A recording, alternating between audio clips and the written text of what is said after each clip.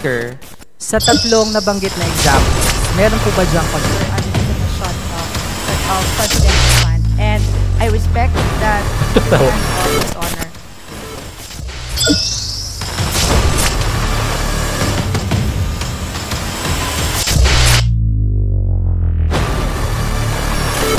Yung pinaka nakakatawa. Alam nyo, pinanood, halos sumabot ako dito ng 40 minutes mga kabanat. Nakita nyo naman sa video. Pero parang masasabi ko mga kabanat, medyo naasar ako, natutuwa ako, at tumatawa ako dito kay Manuel Liraud. Halos na lang mga kabanat, gusto na lang, kulang na lang siya, maganon siya ng makaawa mga kabanat na sa mga kasamahan niya na huwag bibigyan ng confidential fund itong si Vice President Sara Duterte. Grabe talaga mga kabanat yung birada niya dito. Halos hindi na masasabi natin mga kabanat, gusto niya talaga sa mga birada niya dito mga kabanat, mapapanood nyo mamaya. Parang gusto niya talaga ipahiya itong Vice President Sara Duterte sa pamamagitan ng ganyong paraan para hindi mabigyan ng confidential fund. Grabe. At hindi siya tumatanggap mga kabanat ng mga sagot. Ang ganda ng sagot ng sponsor. Minsan nakita nyo sa video, natatawa na lang si Vice President Sara Duterte dahil nga grabe yung mga palusot niya mga kabanat. Sinasagot ng Office of the Vice President yung mga tanong, pero sumisigwi siya. Naghahanap pa rin siya ika-counter na hindi niya talaga tatanggapin yung paliwanag ng Vice President ng mga proyekto kung saan ginagamit. Ang linaw-linaw naman ng paliwanag kung saan gagamitin, pero tinetwist niya talaga mga kabanat. Gusto niya talaga kasi ganun talaga. Feeling niya perfect eh. Napaka-perfecto palang tao na ito mga kabanat. Perfect na perfect. So panoorin niyo to, kayo nang humusga dito mga kabanat. which means, Mr. Speaker, hindi po consistent ang OVP sa kanyang reasoning when it comes to deciding which projects will be continued, which projects will be implemented, at alin naman ang mga bagong gagawin pa ng OVP. Mr. Speaker, on... Paano kasi pinaghambing niya kasing nakaraan OVP, yung kay Leni Robredo siguro? So bakit ikumpara mo yung pamumuno ni Vice President Sara Duterte kumpara kay Leni Robredo? Di ba? Ang President Duterte walang tiwala kay Leni. So paano niya pagkatiwalaan nun? Paano niya bibigyan yung project nun? So cum laude sana to eh. Pero iwan ko. Lutang eh, di ba? Nakakalungkot.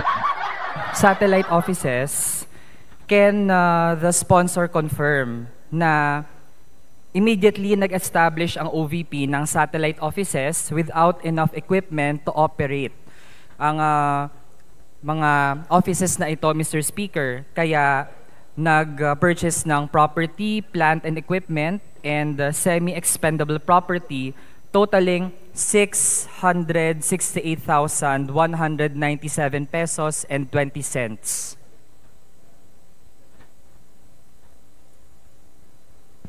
Mr. Speaker, may I request for a few minutes recess to check the data of what His Honor is asking. Session suspended.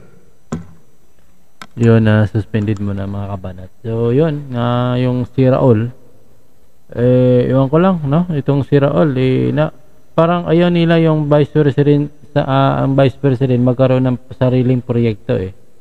Kino-question nila eh. Hindi ko alam kung ang klaseng ito. Dapat matutuwa ka nga eh kung ang isang tao gumagawa ng proyekto, lalo nang ikakabuti, ikakatulong sa taong bayan, no? Pero ngayon, kino-question nila. Kasi malaking budget ngayon ang hinihingi ni Vice President Sara Duterte sa kanyang opisina eh. Unlike kay Leni Robredo noon, paano mo naman bibigyan si Leni Robredo ng budget? No? Naka-break tayo ha, naka-suspend ngayon ng hearing. No, paano naman bibigyan si Leni Robredo ng kay mismong Pangulong Duterte noon ay wala namang tiwala sa kanya, di ba? Binigyan niya ng hindi ako magkakamali, binigyan niya ng trabaho yan sa Tacloban nung tinamaan ng bagyo, di ba? Nung malakas na unos noon. Pero tinanggal din siya ni President Duterte dahil nga may binigay kasi na si President Duterte sa loob ng isang taon na ata, 2 taon nga hindi ayan, resume na. Session is resumed.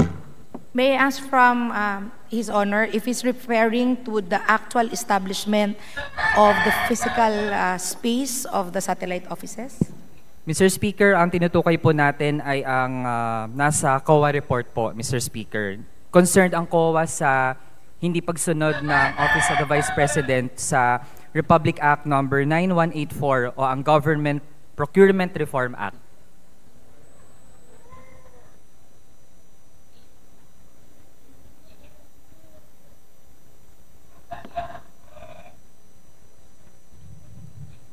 Sir Speaker, Your Honor, the OVP is in strict adherence to Republic Act 9184. And as to the practice of procurement through reimbursement, the Office of the Vice President has already stopped this practice and is now adhering to RA 9184. Mr. Speaker. Mr. Speaker, that is not consistent with what is really pointed out by COA. Mr. Speaker, ang sabi po ng COA, there was non-adherence to standard procurement procedures such as the conduct of competitive bidding or other accepted alternative modes of procurement. Mr. Speaker, malinaw po ang sinabi ng COA, hindi po sinunod ang RA 9184. Kaya Mr. Speaker, ang sabi din po ng ating sponsor, okay, sige, sa susunod po, tayo ay magiging faithful na sa RA 9184. Which means, Mr. Speaker, indirectly ina-admit na hindi talaga sinunod. Nagbadali po na itayo ang mga satellite offices, bumili ng mga property and equipment na hindi sinusunod ang batas. Mr. Speaker, concerned po tayo doon kasi second highest official po natin ang tingin po ay beyond or above po sa batas. Hindi po ito magandang modelo, Mr. Speaker, sa ating mga kabataan. So ano po ang komento doon ng ating sponsor?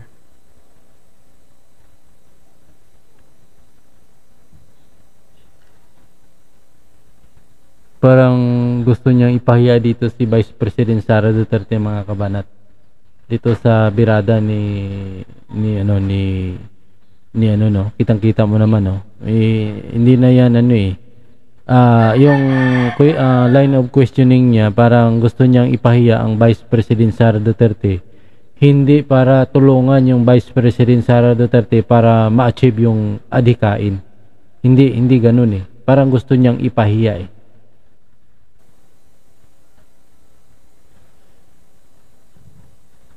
Sir Speaker, Your Honor, I think His Honor is referring to COA AOM. And for emphasis, the AOM or Audit Observation Memorandum issued by COA is part of audit process and its preliminary issuance to clarify certain matters and to require comments or submission of documentary and other information requirements. Again, it's preliminary and can be rectified by agency concerned. And the OVP has been strictly adhering to the comment of the COA's AOM. Hindi rin tatanggap. Tinan mo, hindi niya rin tatanggapin yan. Tinan mo, magko-comment din yan si Manuel ng iba. Taga natin sa bato. Sir Speaker. Mr. Speaker, ang response po ng OVP sa AOM ng COA, and I quote, "Moving forward, all transactions pertaining to procurement of PPE o ang property and equipment and semi-expendable property for satellite offices will be processed following the guidelines under RA number 9184 accordingly." So Mr. Speaker, ibig sabihin, ang pinapangako na ay susunod sa batas after ma-point out ng COA.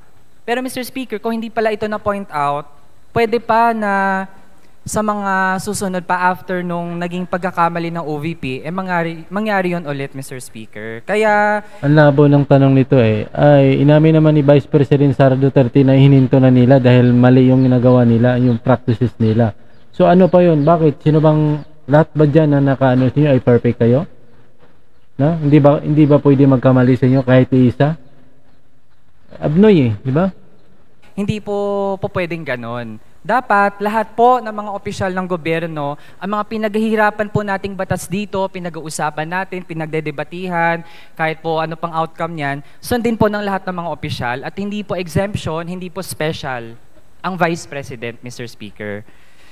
Next topic, Mr. Speaker. Sige, ito na po, confidential funds. Simulan po muna natin ang proposal for 2024. Since House leaders have already had a position na dapat at least, no, while ako of course, basta po confidential o intelligence fund yan, mataas talaga ang ating pamantayan and very vigilant tayo dyan. Pero granted, Mr. Speaker, na kapag may confidential or intelligence fund, gagamitin lang siya for the defense of our territory, para sa national territory natin, Mr. Speaker. Paano confidential fund gamitin sa depend ba yun? Ang confidential fund ba ng OVP as proposed for 2024, is this to defend the West Philippine Sea?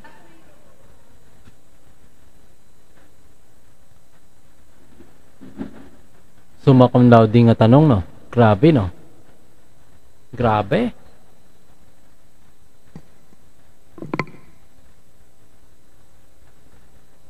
Pang sumakam louding talaga na tanong, no? Grabe, no? Ibig sabihin, lahat ng confidential Mr. fund na. Speaker, Your Honor. The Office of the Vice President, in its request and proposal for another confidential fund for calendar year 2024, is consistent with its reason in requesting the said fund since last year, which Tinanong nga rin kanina yan, which aims to use the fund for the safe implementation of its programs and activities. And through its office, the OVP aims to bring its programs to other areas, and with a vision to target poverty reduction and threats to peace and order and achieve sustainable development. And in support of these goals, surveillance activities will be undertaken to assess security threats and ensure successful implementation of the project. Mr. Speaker. Mr. Speaker, from that long response, ang makuha po natin doon, hindi. Hindi po in line sa intent ng House ang proposal ng OVP na manghingi ng confidential fund for 2024. Kasi Mr. Speaker, ang mga binabanggit na programs, Medical and Burial Assistance Program, Food Assistance, Libreng Sakay, Magnegosyo Taday, tingin ko, Mr. Speaker, wala naman dong directly related sa defense ng West Philippine Sea, Mr. Speaker. Kaya I think it would be prudent for the House to reject the proposal of the OVP for confidential fund, Mr. Speaker. Kasunod, Mr. Speaker, Your Honor, if I may interject, for the record, confidential fund is not only used for the West Philippine Sea. It is used for lahat monitoring and surveillance of whatever programs of the Office of the Vice President. And to make a point, the Office of the Vice President is not just a spare tire of the President, but is part of the policy making body of the President, and with the desire of the Office of the Vice President to propose policies that are data-driven. Information from the ground are very vital, Mr. Speaker. Sige. Mr. Speaker, mamaya babalikan natin yan kung sobrang justified ba talaga ang confidential fund ng OVP for its program. So, comment lang ako dito mga kabanat. Medyo na ako, gusto ko nang pumasok dyan sa ano eh. Parang ginagago yung taong bayan eh sa mga tanong niya. Tingnan mo sinabi niya, yung confidential fund daw ni Vice President Sara Duterte, makadepend ba yan sa West Philippine Sea? Diba ginagago ka? Diba? Kasi alam naman natin yung confidential fund, hindi naman doon, para lang doon sa West Philippine Sea. Diba? Yung intelligent fund, hindi lang naman para doon eh. Bakit? Pag sinabi bang confidential fund, West Philippines, ano ba to? Parang ano to, yung leadership ng Kongreso, parang haluan din ng kakingko yan pag ganyan mga kabanat.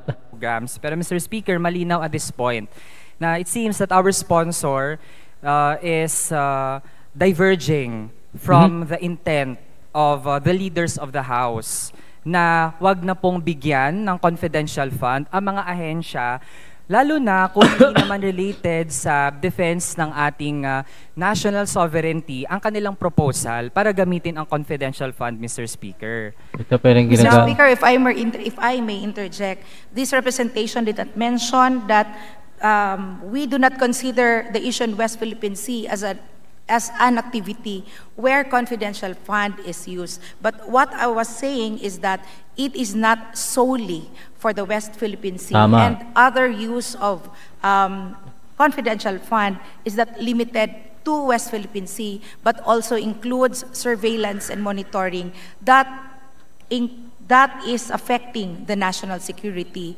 of the country. Mr. Speaker, Your Honor. Tama, kasi lang ginagago lang kayo ni Raul, mga kabanat. No, pinapaikot niya lang kayo, gusto niya kayong paniwalain, no? Parang ginagawa kayo sa grade 1, kayong takang-griso diyan. 'Di ba? Parang ginagawa kayo na papaniwalain yung confidential fund para lang sa West Philippine Sea. Anong klaseng utak 'yan? 'Di ba? Alam mo natin yung confidential fund ay ginagamit yan sa paniniktik talaga, lalo na sa mga surveillance. Ginagamit yan kahit sa basta part ng confidential na Pero parang sinabi niya, hindi daw part ng sovereign niya, parang pang-defense sa West Philippines. Anong klase? Parang ginauto niya itong leadership na ba yan, si Romualdez? Sir Speaker, nabanggit na nga po natin na meron ng intent ang House Leader sa granted na may mga bibigyan ng confidential or intelligence fund, saan lang ba dapat? Pero Mr. Speaker, nag-i-insist pa rin ang OVP na dapat bigyan po sila. Mr. Speaker, meron po bang mga libreng sakay na gagawin natin sa West Philippine Sea o sa mga contested na mga isla? Tingin po natin, Mr. Speaker, wala naman eh. Pinipilit niya talaga West Philippine Sea kasi wala siyang makukuhang ibang termino, kundi West Philippine Sea talaga. Kasi yun ang pinakainit ngayon ng issue, yung West Philippine Sea. Gusto niya kasi, mga kabanat, yung pondo daw ni, halimbawa, yung confidential ni Vice President Sara Duterte, gusto niyang kunin, ay ilagay niya sa West Philippine Sea. Kunin niya yung confidential fund sa OBP at saka confidential fund ng DepEd. Yun ang gusto nilang gawin. Kaya Mr. Speaker, still, hindi talaga justified na mabigyan ng confidential fund ang OVP. So sana po ay makinig. Kasi po, Mr. Speaker, nabanggit na rin naman ng OVP sa Senado, hindi naman pala urgent ang request for confidential fund. They can live without confidential fund, Mr. Speaker. Pero ngayon, it seems na parang dating niya dito, mga kabanat, nagmamakaawa na siya. Nagmamakaawa na siya talaga, no? Makinig naman kayo. Nagmamakaawa na siya. Huwag bigyan itong Vice President. Maawa na po kayo sa amin. Kasi grabe itong gagawin ng Vice President na ito. Alam niyo naman itong si Vice President, galit na galit sa amin yan. Parang ganun siguro. Kumakapit pa rin hanggat kaya ang OVP doon sa confidential fund na proposal for 2024. Kaya Mr. Speaker, ito ang talibas talaga ito. Ang linaw naman ng sabi ng Vice President, depende daw sa Kongreso kung bigyan sa hindi. Sa Kongreso na yan. Pero siyempre, nag-i-insist pa rin si Vice President Sara Duterte na pumaari, bigyan siya. Diba? Pero depende yan depende yan sa Kongreso kung bibigyan siya. No, pinopost and play ko lang, mga kabanat, kasi parang naiinis ako dito kay Raul eh. Para matasan natin kung okay ba ang proposal for next year, check po natin yung ngayon, Mr. Speaker. For 2023, nakapagpasa ba ng accomplishment report ang OVP quarterly sa atin, sa House of Representatives, regarding the outputs ng paggamit ng confidential fund? Yes, Mr. Speaker, I have already answered that earlier. Tama. So, Mr. Speaker, ibig sabihin po para sa gawin nyo dito, ang sinagot nyo na kanina sa mga tanong ng kasamahan niya, huwag nyo lang sagutin. I-skip nyo na. Tama yung sinabi niya. Nasagot ko na yan nakaraan. Huwag mo nang ulitin. Kasi mga tanong nila ulit-ulit. Tinanong pa rin ni libreng sakay, kailangan po ng confidential fund para magamit po ang funds for the libreng sakay program effectively. Paano po yan, Mr. Speaker? Ang mga sumasakay ba, ini-screen yan kung mga former rebels sila o mga lawless elements sila? Ganun po ba, Mr. Speaker? Pwede rin.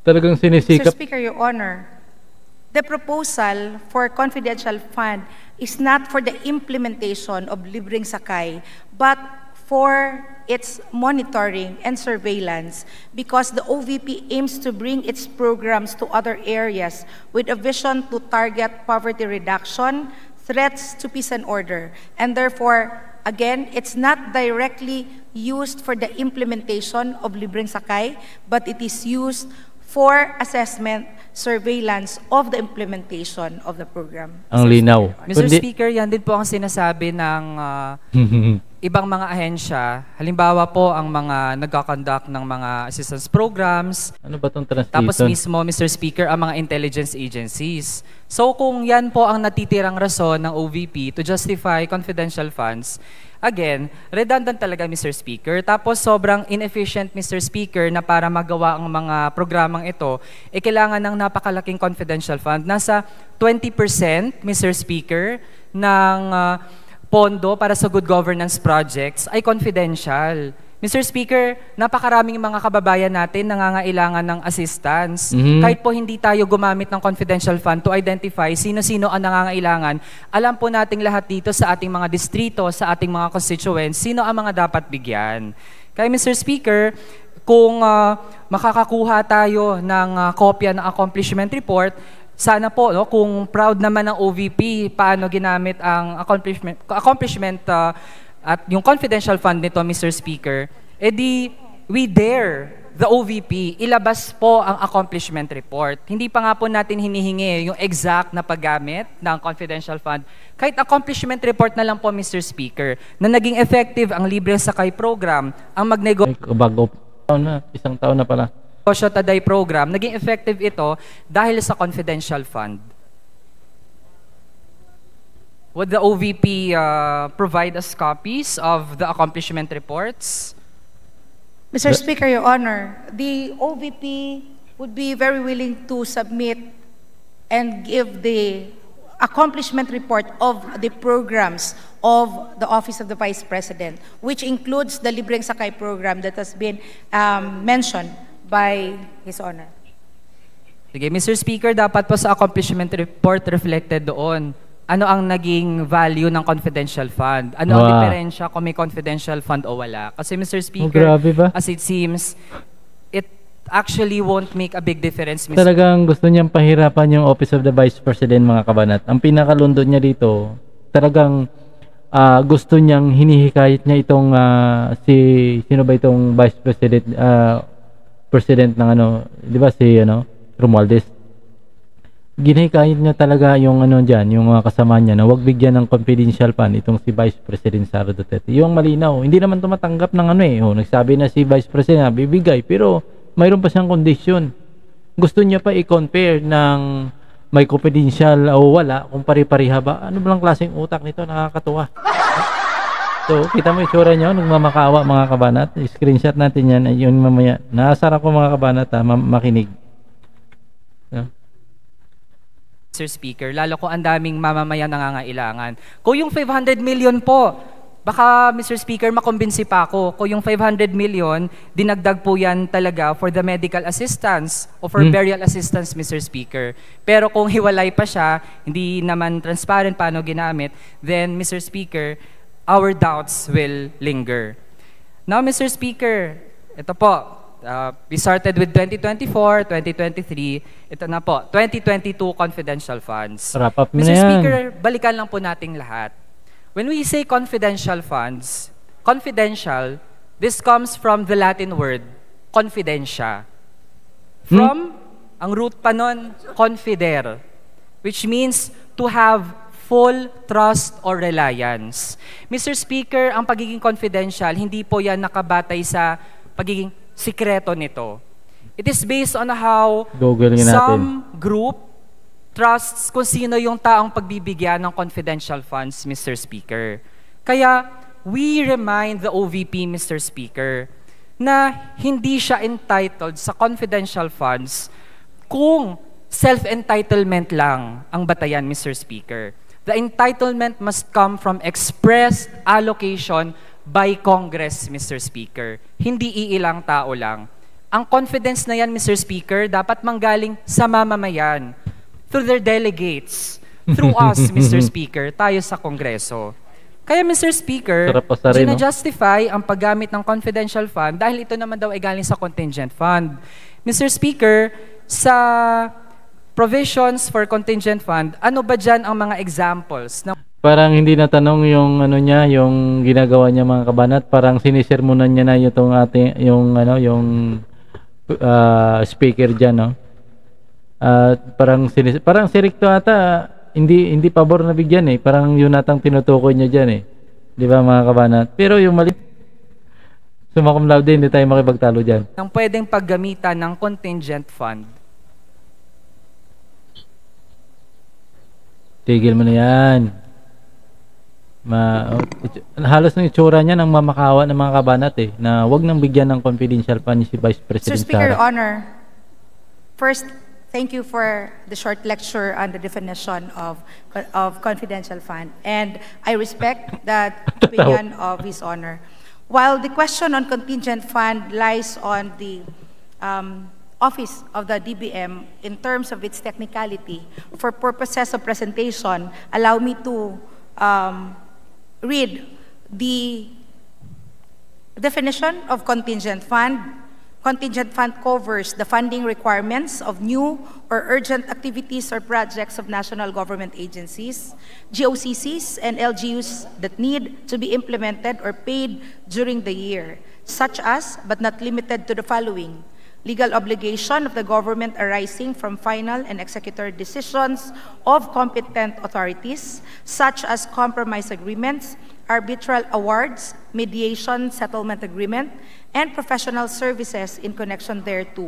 Second, requirements of newly created offices. And third, deficiencies in the appropriations for local and external travels of the President of the Philippines. Mr. Speaker, Your Honor. With that, Mr. Speaker, sa tatlong nabanggit na examples, meron po ba diyang confidential?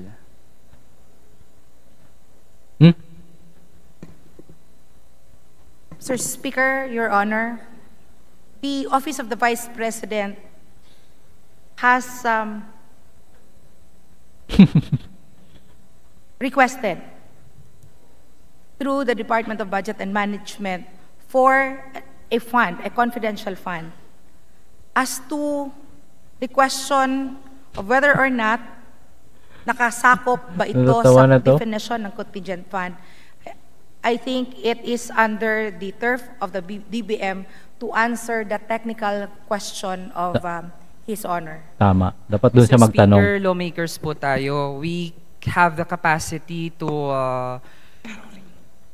try to understand what is written, especially that the General Appropriations Act, ito pong National Budget, Mr. Speaker, ang special provision on contingent fund, tayo din naman ang nag-approve nito sa Kongreso, Mr. Speaker. So, simple lang naman po ang tanong, Mr. Speaker. Sa tatlong examples, meron po ba diyang confidential? Sir Speaker, Your Honor, allow me to refer His Honor to the letter of the Secretary of the Department of Management. Mr. Speaker, to the dahil po Committee on kulang na po ang Appropriations. time ko, allow me. Ako na lang Because po it supply says ng in the sagot, letter, Mr. Speaker. the contingent fund is precisely to cover the funding requirements of new or urgent projects that need to be implemented during the year. And the Secretary of the Department of Budget and Management saw it necessary for the Office of Vice President to be granted the contingent fund as it is Confidential fund. qualified to receive such. Mr. Speaker, sige po. Hindi niya talaga Ito tanggapin. po, address sa DBM. Hindi niya talaga tatanggapin. Dapat doon na lang siya nagtanong sa DBM eh. No? Ipilit niya talaga ang gusto niya mga kabanan. Hindi siya, ito yung mga taong nagtatanong na hindi naman tumatanggap ng sagot. Grabe naman po ang DBM, Mr. Speaker. Kinaya po nilang maghanap no, ng funding Ay, dapat doon ka magtanong. Hindi yung kay Vice President, yung mga gusto mong... Talagang gusto niya kasing ipahiya si Vice President Sara dyan para gusto niya talagang matanggal itong confidential fund. Kasi takot na takot siya nga eh. source para dun sa confidential fund. Pero PGH, Mr. Speaker, ang capital outlay zero, hindi po mahanapan ng pang capital outlay, Mr. Speaker. Tama, ginagamit niyang ibang ahinsya para gamitin niyang parang... Iiwan ko talaga. Pangalawa, Mr. Speaker, sa tatlong examples ng pwedeng paggamitan ng contingent fund, Haba wala ng po doon ni isa, Mr. Speaker, ay confidential. Ang mga allocation for execution of decisions, number one, Number 2, requirements of newly created offices. And number 3, deficiencies for travels of the President. Lahat po nun, Mr. Speaker, auditable. Mr. Speaker, when we consulted ang mga legal experts natin, kapag po nagsusulat ng batas, kung yung mga examples ay nakalatag naman at meron tayong gustong i-introduce na bagong pwedeng paggamitan, dapat, Mr. Speaker, consistent. Kung walang confidential sa mga examples, hindi pwedeng magsingi tayo doon ng confidential, Mr. Speaker. It's like pupunta ka ng pet shop na para sa mga aso. Iba-ibang breed ng aso nandyan, basta aso. Hindi ka pwedeng maghanap dyan ng pusa, Mr. Speaker. Pet shop may aso, oy. Pet shop may aso. May unggoy pa nga dyan eh, di ba? Ayan na. Sakto talaga pag-post ko ba? Nakakatawa talaga. Naaasar din ako makabanat. Mahaba tuloy yung video natin kakapost ko. Naaasar kasi ako. Parang gusto niya talaga ipilit eh. Dapat kasi, ang tinatanong niya kasi, hindi si Vice President Sara Duterte, kundi yung DBM. Kasi nanghingi lang naman si Vice President Sara Duterte ng budget eh. Para sa confidential eh. Binigyan siya. So, ano magagawa ko? Binigyan ako. Halimbawa, nanghingi ka sa tatay mo, bumili ng candy. O, binigyan ka. O. Kasalanan mo, binigyan ka? Tanungin mo sa tatay, bakit mo ako binigyan? Di ba? Yun dapat tatanungin niya. So, yan. Ang nature ng confidential fund. Contingent funds are supposed to be auditable. Ang confidential fund, hirap na nga po tayo na ma-audit ito, Mr. Speaker. Kaya, mahina din talaga ang batayan na magkaroon ng confidential fund ang OVP noong 2022, Mr. Speaker. Kaya, liban sa hindi naman talaga entitled ang OVP for that confidential fund, paano din ba talaga ito ginamit, Mr. Speaker? Let's end now with mental gymnastics, Mr. Speaker, to justify the use of contingent fund for confidential fund. So sige po, ito na lang kung mapapatunayang nagamit po ito ng maayos. Di ba po, cash ang confidential fund. So ibig sabihin po, ito po, nahanap natin ang activities ng OVP from December 13 to December 31. Mr. Speaker, December 13, 2022, Vice President visits Pinaglabanan Elementary School. Can the OVP confirm?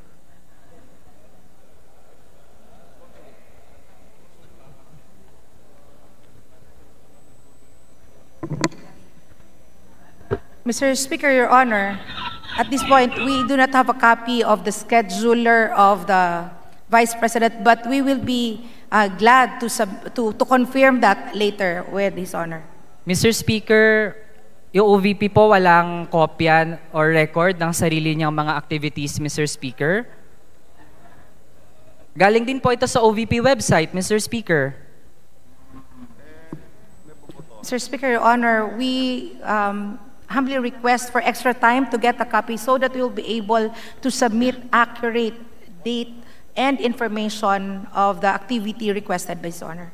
Sige, ito na lang, Mr. Speaker, para mas malapit sa VP natin. December 25, Families Traditional Christmas Gift-Giving Activity for the Dabaweños. Again, Mr. Speaker, Your Honor, we will give you an accurate data, complete data of the activities conducted by the Office of the President. Mr. Speaker, can't the OVP check its own website now to confirm? In the interest of time, Mr. Speaker, Your Honor, maybe we can continue with the deliberation while the Office of the Vice President are checking. Mr. Speaker, ako na po in behalf of the sponsor, can we suspend session para po ma-check nila? Nako, sayang yung oras nito. So mga tanong naman kasi wala namang kakwinta-kwinta eh. Bakit kasi Is there a ipipilit motion pa? to suspend the session? I-wrap Yes, up. Mr. Speaker. Dapat i-wrap up na yan. Nakatagal na oh. Mr. Speaker, point of order, please. Ayan, point of order. Mr. Speaker, I move to suspend the session for a while. Suspend pala. Ayun, suspended mga kabanat. So hanggang dyan na lang. Hindi ko na itutuloy ito mga kabanat. No? Napatunayan na natin sa ating mga video na talagang gusto ni Raul na ipahiya itong ating Vice President. Aminin niya man na hindi, mga kabanat, yun talaga yung layunin niya kasi hindi siya nakikinig, hindi siya mayroon siyang ibang goal, no? May goal siya na gusto talagang patunayan na ipahiya itong ating Vice President kasi yung mga sagot hindi niya naman tinatanggap, no? Pilit naman siyang naghahanap ng kanyang Parang nangyari dito mga debate talaga, debate na walang magpapatalo kasi sa debate mga kabanat, walang magpapatalo diyan eh. Lahat gusto yan manalo eh. Ang makapag-judge lang diyan yung halimbawa yung House Speaker siguro, yun talaga. Pero kitang-kita mo, sinasagot naman ng tama pero lumilihis itong wala na, hindi na nga natao. Tingnan natin. Report given by His Honor, I think he is referring to Schedule. the schedules here.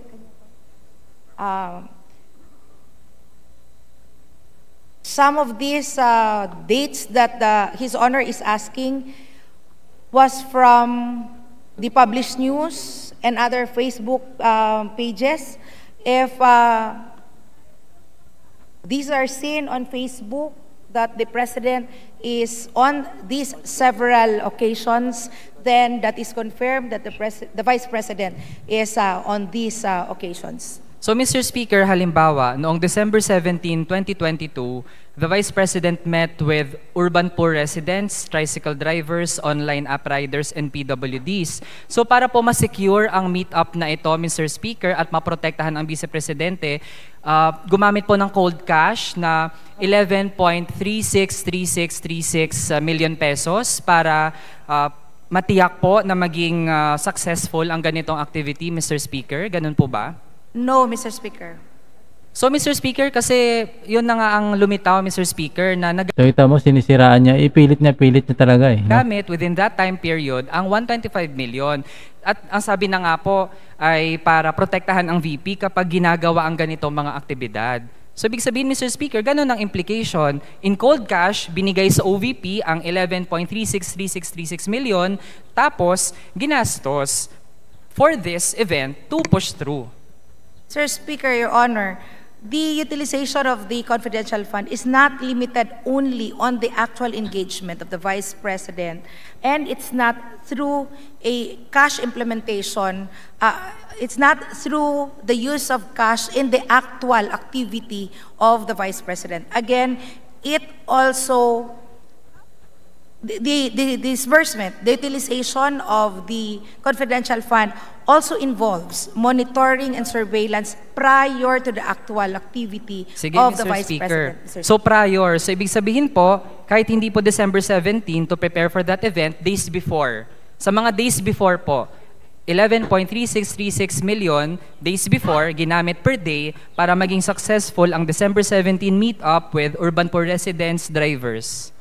Again, Mr. Speaker, Your Honor, for emphasis, the confidential fund is not used for the actual activity of the meet-up of the Yun nga Vice po, kaya before, Mr. Speaker, 11 million pesos per day before December 17, ginamit para When maging I say successful. prior, Mr. Speaker, Your Honor, that is not a day before or 2 days before, but that includes the laying down of the implementation of the plans laid out prior to the release Representative of Manuel. the funds, Mr. Wrap up mo Speaker, na yan. Your Honor. Sige, Your time- Mr. Speaker, your time so is up. days prior. So sige, ang last activity po, December 31, OVP sent relief assistance to the victims of Representative December Manuel. 23 fire in Tagbilara. Tanggalin mo na yan, wala mang kakwenta-kwenta yung mga sinasabi niya eh. Nakakainis lang yan. Kanina pa yan eh, dapat pinarap up mo na yan eh. Itong si Ricto din minsan, dapat kanina pa yan eh. Nakakainis lang eh, na mga, ako naiinis din ako mga kabanat eh. Minsan kinukuha ko rin kasi yung punto niya talaga eh, na yung ano niya, pero nakukuha ko yung punto niya na gusto niya talaga ipahiya itong ating Vice President Sara Duterte, mga kabanat, kasi hindi siya nakikinig sa mga paliwanag eh. Hindi naman siya nakikinig sa mga sagot. Tingnan mo, tinatanong niya, malinaw naman na si Vice President Sara Duterte may mga aktibidad na pinupuntahan. So, ano problema dun? Diba? Tsaka yung conclusion nila na 11 million ang per day yung gamit, hindi naman totoo talagang 11 million eh. Bakit? Bibigyan kita ng magastos mo 11 million. Maaring siguro ang iba 15 million, ang isa 20 million. Gamitin na lang gano'n natin. Pero yung accurate talaga ay 11 million a day na isang kalokohan yan mga kabanat. So nasagot naman pero hindi tumatanggap ng paliwanag. So ano mga hindi naman sa tumatanggap, nagtatanong tapos masagutin, hindi naman sa hindi naman sa sang-ayon. So ano mangyari ng UBP diyan? Ayan, umaba yung time natin. Umabot tayo ng 40 minutes. Dahil dito mga kabanat sa taong ito, no? Ginamit niya pang halimbawa yung pitch shop, no? Yung pitch shop daw pag pumunta ka na yung aso lang. May unggoy doon. Alam mo lang ha. Ganun mo na mga kabanat. Last video ko na ito, medyo masakit ang ulo ko dito mga kabanat sa itong video na ito. Pag mayroon pa medyo may ganaan ako, maghanap tayo pero siguro hapon na kasi. So, see you next video mga kabanat. Wala to magawa kahit anong iyak nito sa confidential fund ni Vice President Sara Duterte. Mag-granted yan, mabigyan din yan. Kitang-kita mo naman sa video, halos nung kumakawan, kulang lang, Mr. President, wag niyong bigyan ng confidential fund si Vice President Sara. Parang kulang na lang siya mag-ganun eh. Kulang na lang baka mamaya magulat tayo no, lumuluhod na pala ito sa speaker para magmakaawa na wag bigyan. Baka mamaya nakikita mo yun mula sa labas doon lumuluhod to hanggang sa diyan sa pulpito na hinaharap niya magmakaawa lang wag bibigyan si Vice President Sara Duterte ng confidential fund. Di ba? Yung mga tanong sana dapat mga kabanat related doon sa hindi yung wala na sa out of line na wala na talaga, nakakainis. Natutuwa pa ako sa tanong talaga kanina na may punto talaga minsan ang tanong ni totoo lang honest lang sa tanong kanina ni Castro mayroon pa siyang punto doon at itong kay Brosas may mga punto pang mga tanong pero dito wala na talaga to. Although na kanina si Castro mayroon paliwanag din, hindi naman sinasagot pero hindi rin naman na nakikinig. Alam niyo sa tatlo sila mas may sense na si Brosas no? Kaso kanya-kanya kasi sila pero si Brosas parang tumatanggap ng papaano paliwanag. Pero ito wala Ang linaw ng paliwanag ni Vice President Sara pero wala, hindi nakikinig. Sinagot na kanina sinagot na yung nagtanong siya kung pumunta sa Davao yung occasion na yun. Oo, pero naghanap na naman ng tutut. So yan. Ay nako mga kabanat. Kailan kaya to hindi manalo sa Kongreso?